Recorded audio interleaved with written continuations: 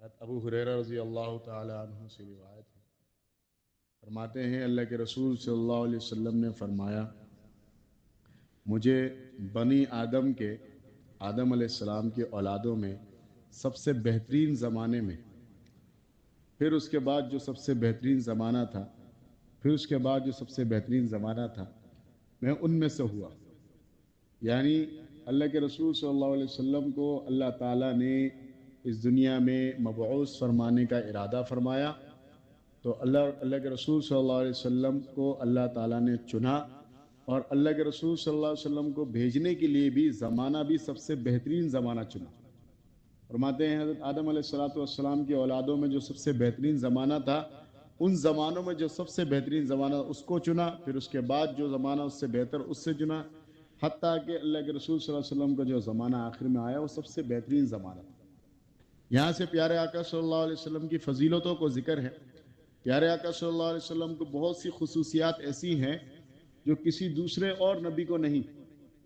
اللہ تعالیٰ کے بعد سب سے اونچا مقام پیارے آقا صلی اللہ علیہ وسلم کا ہے، اس میں کسی قسم کا شک و شبہ نہیں۔ انبیاء علیہ السلام، بہت سے انبیاء علیہ السلام بڑے مقام والے ہوئے، لیکن تمام علماء کا اس میں اتفاق ہے کہ سب سے بڑا مقام و مرتبہ پیارے آقا صلی اللہ علیہ وسلم کا ہے۔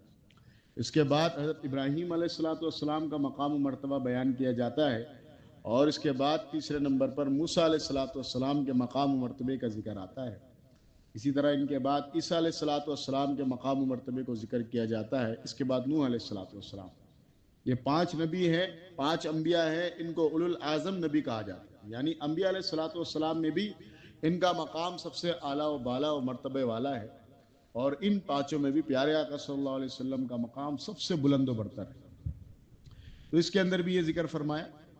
اگلی حدیث کے اندر بھی حضرت واثلہ بن اسقع رضی اللہ تعالیٰ عنہ فرماتے ہیں کہ میں نے اللہ کے رسول صلی اللہ علیہ وسلم کو فرماتے ہوئے سنا کہ ان اللہ اصطفیٰ کنانہ من ولد اسماعیل واصطفیٰ قریش من کنانہ واصطفیٰ من قریش بنی ہاشم واصطفانی من بنی ہاشم، رواہ مسلم۔ فرماتے ہیں اللہ کے رسول صلی اللہ علیہ وسلم کو یہ فرماتے ہوئے سنا کہ اللہ تعالیٰ نے اسماعیل علیہ السلام کی اولاد میں سے قبیلہ کنان والوں کو چنا، پھر قبیلہ کنان والوں میں سے قریش کو چنا، پھر قریش میں سے بنو ہاشم کو چنا، اور بنو ہاشم سے مجھے چنا۔ اور ایک اور روایت کے اندر آتا ہے کہ اللہ تعالیٰ نے ابراہیم علیہ السلام کی اولاد میں سے اسماعیل علیہ السلام کو چنا، اور مجھے اسماعیل علیہ السلام کی اولاد میں سے چنا۔ ابراہیم علیہ السلام کے 2 بیٹے تھے، اسحاق علیہ السلام اور اسماعیل علیہ السلام۔ اسحاق علیہ السلام سے بنی اسرائیل کے جتنے انبیاء علیہ السلام آئے، ابراہیم علیہ السلام کے بیٹے اسحاق علیہ السلام کے بیٹے یعقوب علیہ السلام ہی کا لقب تھا اسرائیل۔ یہ اس کے بعد جتنے بھی نیچے یہ جتنے بھی یہودی ہے، عیسائی ہے، یہ اپنے آپ کو بنی اسرائیل کہتے ہیں، یعنی یعقوب علیہ السلام کی طرف اپنی نسبت کو کرتے ہیں، اور ان پر کئی ہزاروں انبیاء علیہ السلام ہیں۔ اور دوسرے بیٹے یعنی پہلے بیٹے جو ہے اسماعیل علیہ السلام، ان کے اوپر ابراہیم علیہ السلام کے بعد جو اسماعیل علیہ السلام، ان کے بعد کوئی نبی نہیں آیا۔ سلسلہ چلتا رہا، قبیلے آتے رہے، اور بنو کنانہ آئے، اس کے بعد قریش آئے، قریش میں سے بنو ہاشم آئے، سلسلہ چلتا رہا، کوئی نبی نہیں آیا، ایک ہی نبی آیا، پیارے آقا صلی اللہ علیہ وسلم۔ پیارے آقا صلی اللہ علیہ وسلم اسماعیل علیہ السلام کی نسل میں سے آئے۔ تو لیکن اسماعیل علیہ السلام کی نسل میں ایک آخری نبی آئے، پیارے آقا صلی اللہ علیہ وسلم، ایک ہی نبی آئے، اور دوسری جگہ اسحاق علیہ السلام کی اولاد میں سے ڈھیروں ہزاروں انبیاء علیہ السلام آئے، جن کا مقام و مرتبہ بھی اپنی جگہ، لیکن پیارے آقا صلی اللہ علیہ وسلم اکیلے آئے اسماعیل علیہ السلام کے نسب میں سے۔ تمام کے تمام انبیاء پر فضیلت سید المرسلین، یہاں جو باب باندھا گیا ہے، شروع میں یہ عنوان لگا ہے، باب فضائل سید المرسلین، تمام رسولوں کے سردار، تمام رسولوں میں رسول اللہ صلی اللہ علیہ وسلم کا مقام و مرتبہ سب سے اعلیٰ۔ اس حدیث کے اندر اللہ کے رسول صلی اللہ علیہ وسلم فرماتے ہیں کہ سب سے پہلے اللہ تعالیٰ نے اسماعیل علیہ السلام کی اولاد میں سے قبیلہ کنانہ والے، یہ قبیلہ سب سے شرافت میں، شجاعت میں، بہادری میں، سخاوت میں بہت اعلیٰ تھا، پورے عرب کے اندر مشہور تھا۔ تو چونکہ سارے عرب کے اندر بہترین قبیلہ تھا، تو اسماعیل علیہ السلام کے بعد اولادوں میں قبیلہ کنانہ والوں کو چنا۔ بہت اعلیٰ اور شریف قسم کے لوگ تھے، بڑی صفات والے تھے، سچے لوگ تھے۔ پھر اس میں سے قریش بڑے بہادر تھے، اگرچہ وہ کفر کی حالت میں بھی تھے، تب بھی جھوٹ نہیں بولتے تھے، ان کے اندر سچائی تھی، امانت داری تھی، اسی طریقے سے سخاوت، شجاعت، بہادری، بزدلی نہیں تھی. تو اللہ رب العزت نے اس قبیلہ کنان کے بعد پھر قبیلہ قریش کو چنا. پھر قبیلہ قریش میں سے سب سے جو اعلیٰ قسم کا قبیلہ تھا وہ بنو ہاشم کو چنا. پھر بنو ہاشم میں سے اللہ کے رسول صلی اللہ علیہ وسلم کو ان میں سے چنا. یعنی اللہ کے رسول صلی اللہ علیہ وسلم کے انتخاب سے پہلے تمام کے تمام قبیلوں کا انتخاب ہوا کہ جس قبیلے میں بھیجا جائے گا سب سے بہتر. اللہ کے رسول صلی اللہ علیہ وسلم کے جو بھی نسب اوپر جاتا ہے، تقریباً 22 کے قریب نسب بیان کیا جاتا ہے عدنان تک، وہ سارے کے سارے بڑی بڑی صفات والے سردار تھے. ان کے جتنے بھی اللہ کے رسول کے والد تھے، ان کے دادا، ان کے پردادا، ان کے پردادا، خزیمہ، کعب بن مرہ بن لوئی بن غالب بن فہر بن مالک، 22 سلسلہ نسب تک جاتا، سب کے سب بڑی صفات والے اور بڑے سردار. پوری نسب کے اندر کوئی بھی ایسا شخص نہیں تھا کسی نے دور جاہلیت میں بھی بدکاری کی ہو، ایسا کوئی بھی نہیں. اللہ کے رسول صلی اللہ علیہ وسلم کو پاکیزہ نسب کے ساتھ اللہ تعالیٰ نے دنیا میں بھیجا. آگے ابو ہریرہ رضی اللہ عنہ خود بیان فرماتے ہیں کہ اللہ کے رسول صلی اللہ علیہ وسلم فرماتے ہیں انا سید ولد آدم یوم القیامت واول من ينشق عنه القبر واول شافع واول مشفع، کہ میں آدم علیہ السلام کی اولادوں میں قیامت کے دن سب کا سردار ہوں. اللہ تعالیٰ قیامت کے دن ان کو اللہ کے رسول صلی اللہ علیہ وسلم دنیا میں بھی ہے، دنیا میں بھی اللہ کے رسول صلی اللہ علیہ وسلم کو سردار بنایا، اور قیامت کے دن جو حقیقی سرداری وہاں پتہ چلے گی. اور یہاں کی سرداری تو عارضی ہے کہ انسان کی جو ہے کوئی بندہ علاقے کا بڑا بن گیا، چند دنوں کا ہے، اس کے بعد اس کی آنکھیں بند ہو جائے، ختم. بسا اوقات زندگی میں ہی ختم ہو جاتی ہے، ریٹائرمنٹ ہو جاتی ہے، 10 چیزیں ہو جاتی ہیں، کوئی اور جیت جاتا ہے، الیکشن ہو جاتی ہے، سرداری ختم، حکومت ختم. اور کل قیامت کے دن اور آخرت میں جو سرداری ہوگی وہ ہمیشہ ہمیشہ کی سرداری ہے. وہاں کی سرداری بڑی بڑی فضیلت والی سرداری. تو اللہ کے رسول صلی اللہ علیہ وسلم قیامت کے دن تمام کے تمام آدم اول سے لے کر آدم علیہ السلام کی جتنی بھی اولادیں ہیں، قیامت تک جتنی اولادیں آئیں گی، تمام کے تمام انسانیت کے سردار ہیں. اور اللہ کے رسول صلی اللہ علیہ وسلم خود بیان فرماتے ہیں کہ میں ہی وہ شخص ہوں گا جو سب سے پہلے قبر سے اٹھایا جاؤں گا. جب سور پھونک دیا جائے گا اور قبر سے لوگ اٹھائے جائیں گے تو سب سے پہلے اللہ کے رسول صلی اللہ علیہ وسلم قبر مبارک سے سب سے پہلے نکلیں گے. اور اللہ کے رسول صلی اللہ علیہ وسلم سب سے پہلے سفارش کریں گے، سب سے پہلے سفارش کریں گے. جو لوگ جہنم کی طرف جا رہے ہوں گے تو جہنم سے چھٹکارے کے لیے اللہ کے رسول سفارش کریں گے، سفارش قبول کی جائے گی، کوئی اور جرات نہیں کر پائے گا. اسی طریقے سے اللہ کے رسول صلی اللہ علیہ وسلم کی سفارش قبول کی جائے گی. اور اسی طرح جنتیوں کی بھی سفارش کی جائے گی. ایک تو سفارش ہوگی جو جہنم سے بچا کر، ایک بندہ گناہگار ہے جہنم کی طرف جا رہا ہوگا، اللہ کے رسول سفارش کریں گے تو جہنم سے بچا کر جنت پہ لے جائیں گے. اور دوسرا اگر جنتیوں کی سفارش کریں گے، ایک نچلے درجے کا ہے، سفارش کر کے اس کا مرتبہ بلند و برتر ہو جائے گا. اول مشفعین، اور سب سے پہلے اللہ کے رسول صلی اللہ علیہ وسلم کی سفارش کو قبول کیا جائے. آگے انس رضی اللہ تعالیٰ عنہ اللہ کے رسول صلی اللہ علیہ وسلم کے بارے میں فرماتے ہیں، اللہ کے رسول نے فرمایا انا اکثر الانبیاء تبعا یوم القیامت. ایک اور فضیلت بیان فرمائی کہ کل قیامت کے دن انبیاء علیہ الصلوۃ والسلام، بہت سارے انبیاء علیہ الصلوۃ والسلام ہوں گے، تقریباً 1.25 لاکھ کے قریب، کم و بیش. اب دیکھیں انبیاء علیہ الصلوۃ والسلام کے بارے میں ہم حتمی طور پر 1.25 لاکھ نہ یقینی طور پہ نہیں کہہ سکتے، کم و بیش، کیونکہ روایتوں کے اندر تعداد کا اضافہ بھی ہے.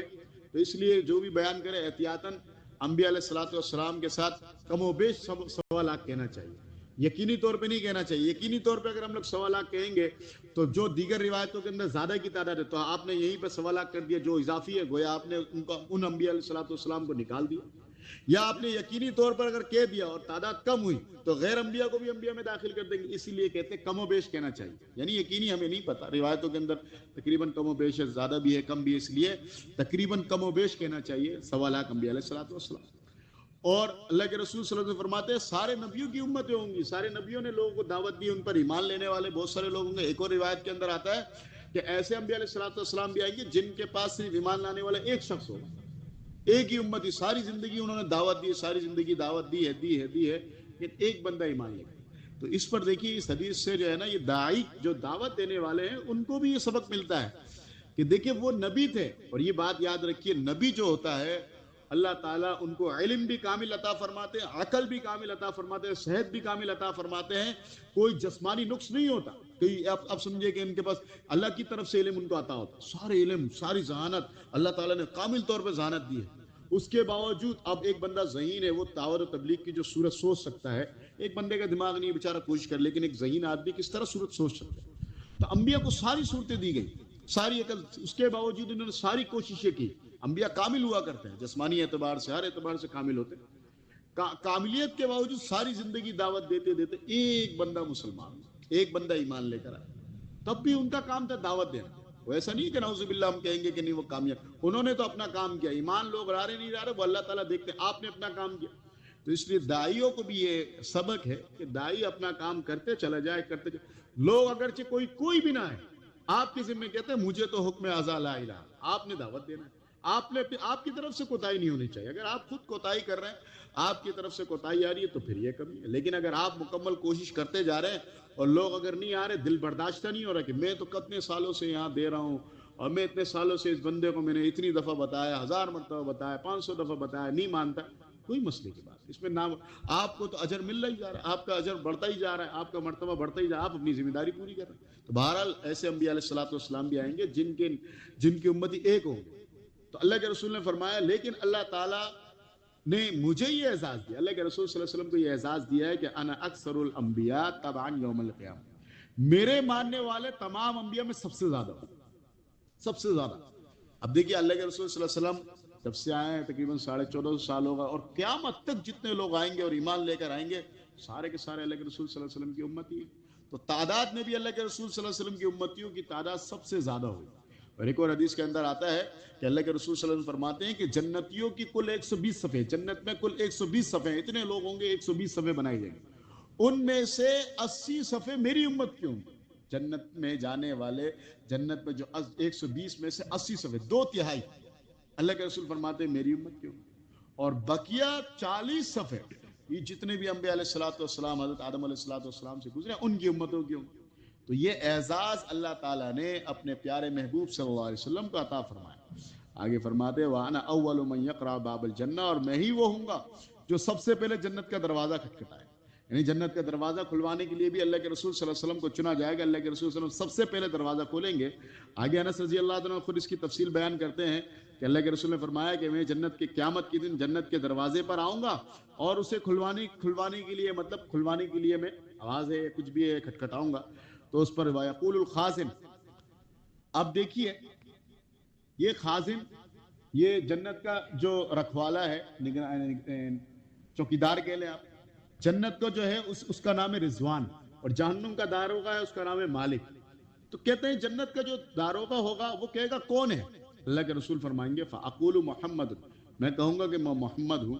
فَيَقُول, تو وہ جنت کا داروغہ کہے گا بِكَ أُمِرْتُ أَن لَا أَفْتَحَ لِأَحَدٍ قَبْلَكَ, کہ آپ ہی کے لیے مجھے حکم دیا گیا تھا کہ میں آپ سے پہلے کسی کے لیے جنت کا دروازہ نہ کھولوں. اللہ کے رسول صلی اللہ علیہ وسلم کو وہ دروازہ خود کہے گا کہ میں آپ ہی کا انتظار, آپ کے علاوہ کوئی اور آتا میں نہیں کھولتا, مجھے تو باقاعدہ حکم یہ دیا گیا ہے کہ آپ سے پہلے کسی اور کے لیے دروازہ نہیں کھولنا. اللہ رب العزت سے دعا ہے کہ اللہ رب العزت ہمیں پیارے حبیب صلی اللہ علیہ وسلم کی محبت اور عظمت کو اور ان کے اللہ کے رسول صلی اللہ علیہ وسلم کے مقاصد کو سمجھ کر اپنی زندگی میں اپنانے کی توفیق عطا فرمائے. وآخر دعوانا الحمدللہ رب العالمین. الحمد للہ رب العالمین والعاقبۃ للمتقین والصلاۃ والسلام علی سید الانبیاء والمرسلین نبینا محمد وعلی آلہ وصحبہ اجمعین. یا حلان المشکلات سہل امورنا, اللہم نور قلوبنا بالقرآن وزین اخلاقنا بالقرآن ونجنا من النار بالقرآن